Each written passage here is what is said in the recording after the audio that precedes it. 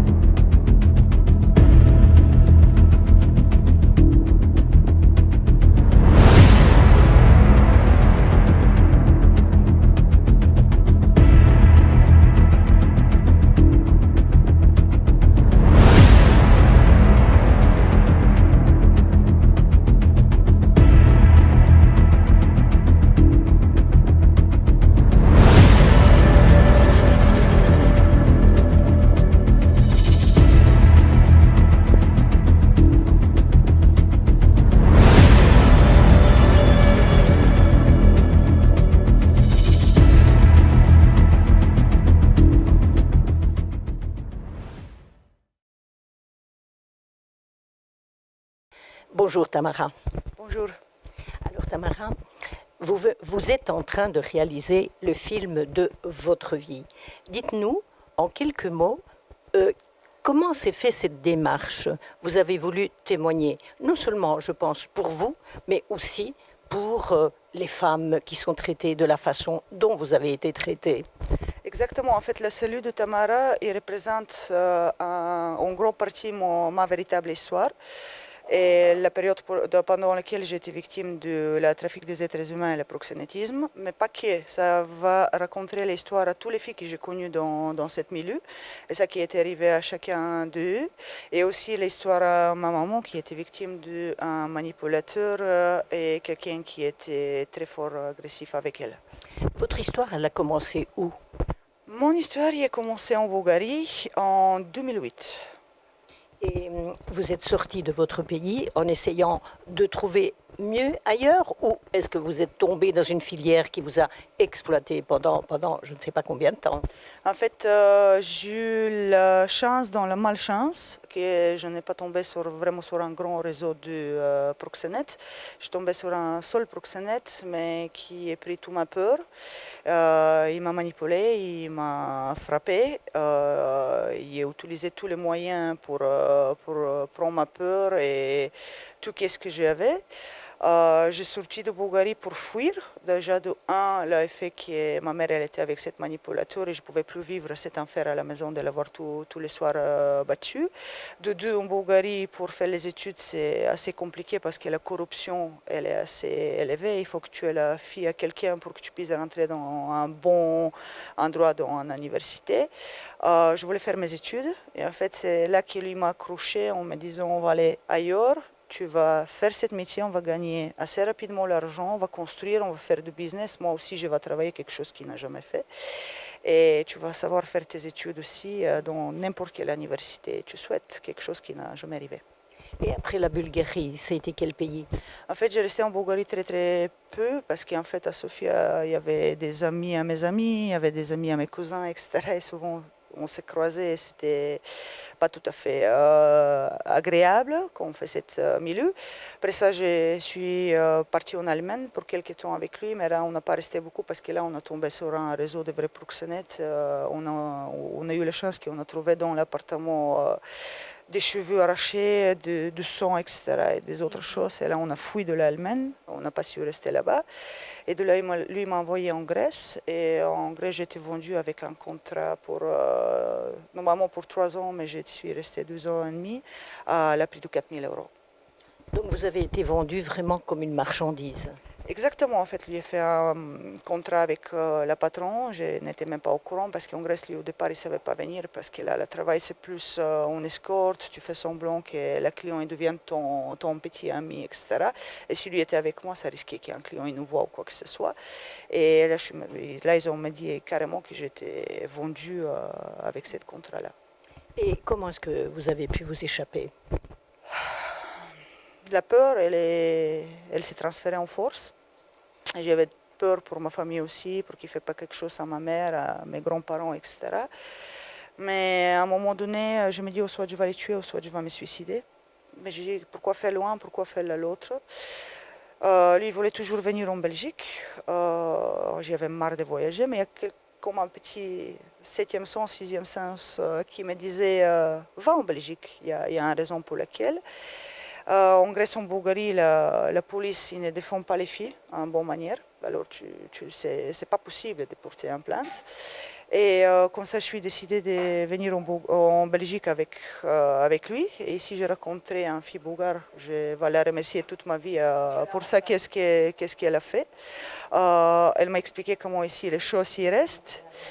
Et là, j'ai porté plainte à la police fédérale. En fait, je suis venue au départ avec lui en Belgique, mais j'ai fait tout mon possible pour qu'il lui retourne en Bulgarie. Je l'ai convaincu de retourner en Bulgarie. Là, je me dis, OK, c'est bon, stop. Et là, j'ai porté plainte à la police fédérale. Le problème, je suppose, c'est arriver à porter plainte. Parce que, comme vous m'avez dit, hors caméra, si on ne porte pas plainte, c'est impossible de coincer ces gens qui profitent de la faiblesse humaine et de la peur, comme vous avez dit. En fait, c'est exactement ça. Il faut savoir qu'il y a une fille qui est victime de le proxénétisme ou même une femme qui est victime de la violence conjugale. Maintenant, avec la violence conjugale, c'est un petit peu différent, mais dans les deux sens, il faut porter déjà une plainte. La police, il peut voir que la fille elle est battue, il peut voir qu'il y a des disputes, il peut voir tout ce que vous voulez, mais tant que la fille, elle ne dit pas que lui c'est son macro, lui il prend c'est l'argent et lui la force de travailler, ils ne savent rien faire. Et c'est cette peur, exactement, cette menace, parce que où ils sont très très doués, ils savent exactement où aller chercher, dans quelle faiblesse, avec quelle manipulation. Et comme il y a certaines filles même qui tombent amoureuses de leur bourreau. Quelque chose qui est arrivé à mes copines, elle m'a dit, s'il ne me frappe pas, ça veut dire qu'il ne m'aime pas. Et tout ce que vous dites là, on voit plein de films qui racontent ces histoires tout à fait terribles. Or, vous avez décidé de raconter votre histoire en réalisant un film et en le montrant. Quelle est la force qui vous anime de vouloir témoigner comme cela à travers cette histoire et à travers un film que vous réalisez également? Aujourd'hui, actuellement, j'ai 3 grandes forces qui m'aident dans cette envie. La première chose, c'est que j'ai gardé énormément de temps en moi. Quand je devais trouver mon premier métier hors de la prostitution, je devais mentir devant les patrons. Je devais inventer des choses qui n'étaient pas vraies. Et je trouve que ça, c'est pas normal. Je trouve que chacun a le droit de dire librement, oui, moi j'ai été victime de la prostitution, moi j'ai été dans la prostitution, même si je n'étais pas victime, c'est un choix, c'est un métier, il doit être respecté. De briser ce silence, de laisser la possibilité à toutes les femmes de dire oui, moi je l'y ai fait. Pour quelle raison? Ça, c'est leur raison à eux. Il y a certains qui ont des enfants malades, ils doivent les aider. Il y a certains qui veulent simplement vivre une belle vie. C'est leur choix. Ça, c'est la première raison. La deuxième raison, c'est mon amoureux Teno qui me donne énormément de courage de faire face à tout, parce que revivre tout ça, pour moi, ce n'est pas évident du tout. Et c'est aussi grâce à lui qu'aujourd'hui le projet Tamara se réalise.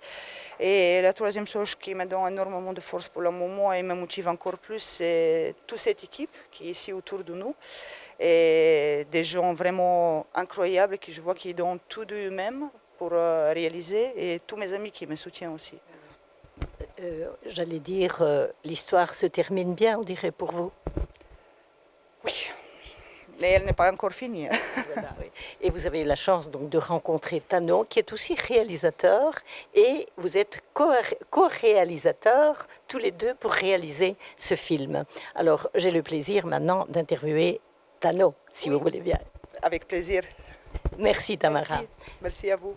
Alors, nous avons le plaisir maintenant d'aborder la deuxième partie de ce film qui aborde les différents thèmes qui sont traités dans ce témoignage de vie. Et nous avons le plaisir d'interviewer Tano Pasqualino, qui est le co-réalisateur de ce film. Bonjour Tano. Bonjour. Alors Tano, tu as rencontré Tamara. Tania qui est son vrai prénom. Son vrai prénom. Et c'est quelque part un sauvetage que tu as réalisé peut-être. On peut dire ça comme ça? Oui, d'une certaine manière, on peut dire ça, oui. On s'est rencontrés, oui, ça fait presque un an. D'abord, ça a été l'amour. D'abord, c'était l'amour qui existe toujours, bien sûr. Et voilà, donc elle m'a dit tout de suite la vérité, ce qu'elle a vécu, etc. Moi, j'ai accepté sans problème. Et ensuite, elle me parlait qu'elle avait l'idée de faire un livre. Et elle a vu que j'étais réalisateur, j'avais fait quelques films. On s'est dit tous les deux, pourquoi pas faire un film de son histoire. Et moi, j'ai dit oui, pourquoi pas. Et de là est parti le tournage. On a commencé depuis le mois de mai. Donc voilà, ça fait déjà quelques mois. Et ça se passe très bien. On est presque à 60% du film ici, à l'heure actuelle. Et quelles sont les difficultés pour réaliser quand même un long métrage, et si j'ai bien compris, qui dure quand même un certain temps, beaucoup plus que la longueur classique d'un film? Oui, il va durer quand même assez longtemps. Je ne vais pas dire exactement la durée, parce que même moi, je ne le connais même pas. Non. Parce que le scénario a été écrit, mais on fait toujours des modifications. Donc il y a des scènes qui sont plus longues ou écourtées, ça dépend. Et oui, c'est la difficulté, oui, parce qu'on n'a pas de budget. Si, on investit nous-mêmes quand donc c'est sur fonds propres, donc. Sur fonds propres, voilà. C'est un autofinancement, on va dire. Et on cherche des sponsors. On cherche des sponsors. C'est pas évident, mais on est à la recherche de sponsors. On a des collaborateurs, ça on en a beaucoup. Ça, on a la chance. Beaucoup de bénévoles aussi. Beaucoup de bénévoles et beaucoup de collaborateurs. Voilà. Ouais.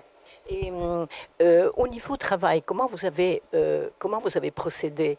Tania t'a raconté son histoire, et j'imagine que tu as dû vaincre ton émotion peut-être pour entendre une telle histoire. Bien sûr, oui. Ouais, c'est sûr que c'est choquant, il faut se mettre à sa place. Moi, je me suis mis à sa place, ouais, j'ai compris tout à fait.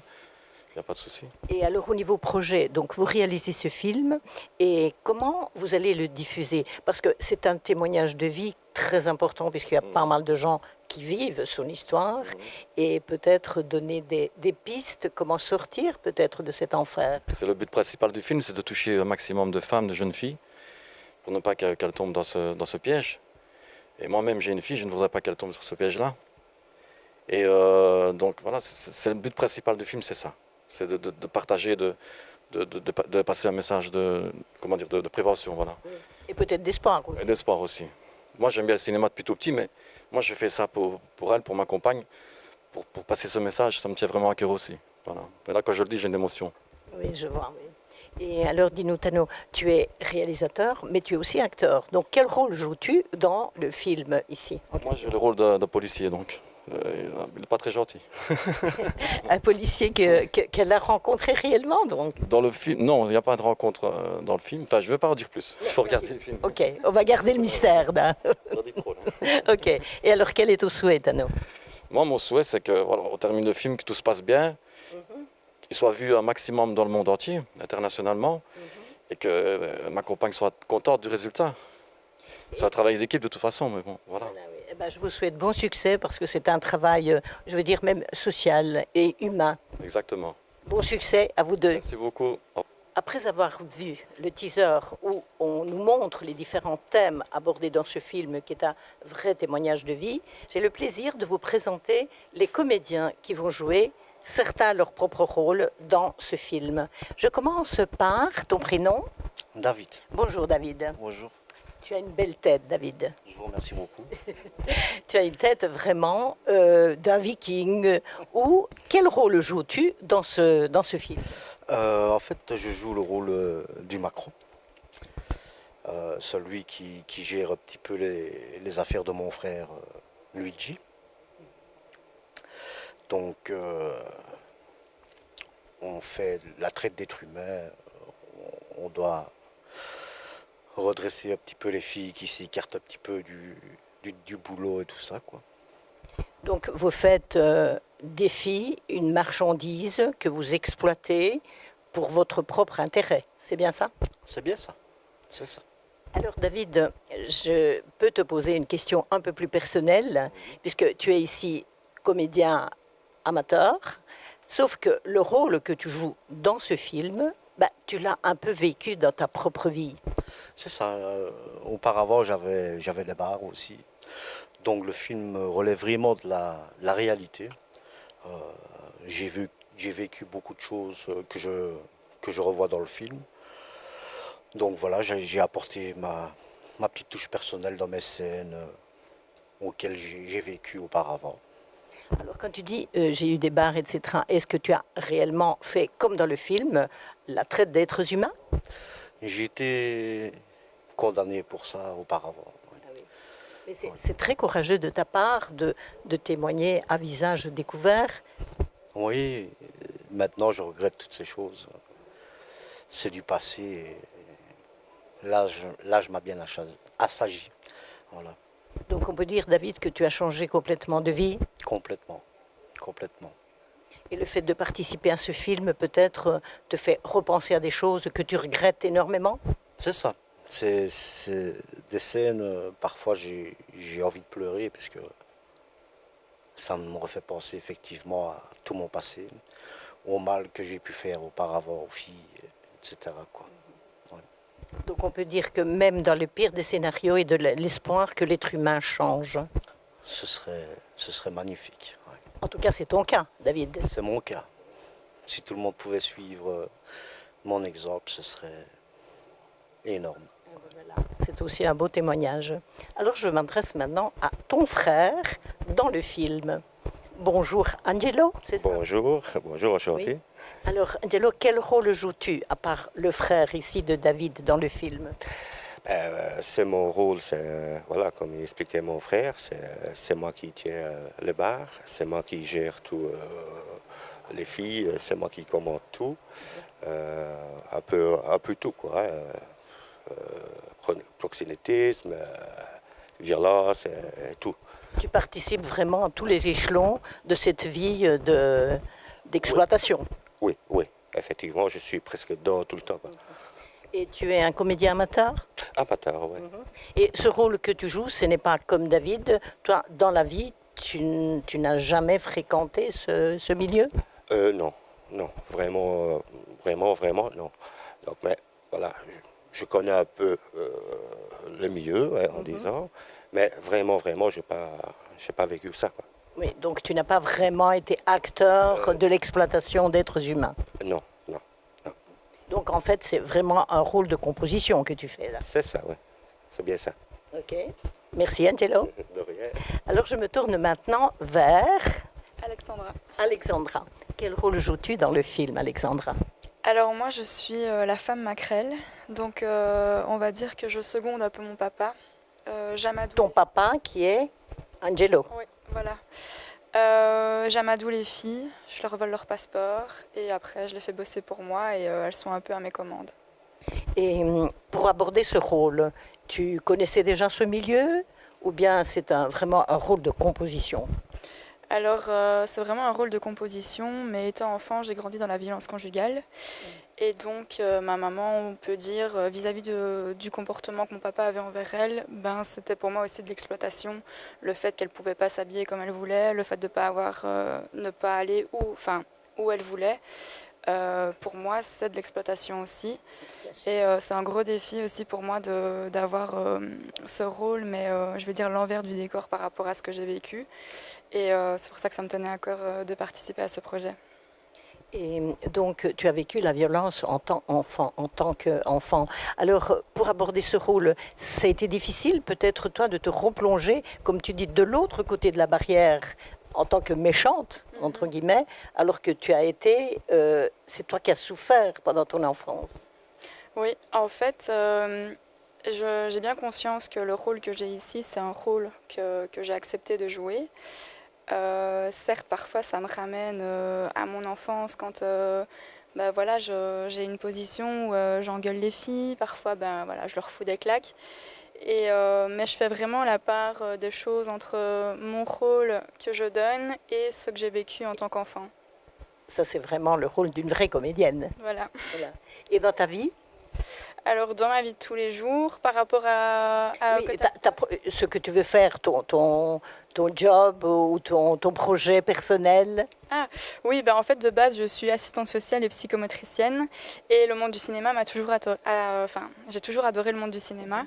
Et j'ai contacté en février Thomas Doridam, qui est un acteur, comédien, qui a composé pour Jean-Luc Lemoyne, qui a travaillé au Jamel Comedy Club. Et j'avais lancé le projet d'écrire un one-woman show. Donc, par rapport à ma vie de tous les jours, mettre les choses un peu plus parfois compliquées, mais sous forme d'autodérision. Cette partie-là, je l'ai laissée un peu en suspens parce que il y a d'autres projets qui se sont mis, notamment le film. Et j'ai toujours voulu aussi être chanteuse et je suis en train d'enregistrer une chanson en studio. Donc ce film m'ouvre des opportunités et je suis en train de réaliser un rêve de petite fille en fait. Voilà. C'est des super beaux projets. On te verra un jour sur scène donc. J'espère, oui. Je vous inviterai. Je te le souhaite. Merci beaucoup. Merci. Alors, voilà. Nous avons ici la belle panoplie de tous les acteurs, un témoignage de vie très très important que Tamara nous offre ici. Et alors, je voudrais préciser également que ce film pourra être vu à partir de 13 ans, parce que dans tout le film, il n'y aura pas de scène choquante, il n'y a pas de nu, il n'y a pas de sexe. Tout est fait pour expliquer justement ce témoignage contre la violence et tous ses dérivés qui touchent encore aujourd'hui énormément de femmes.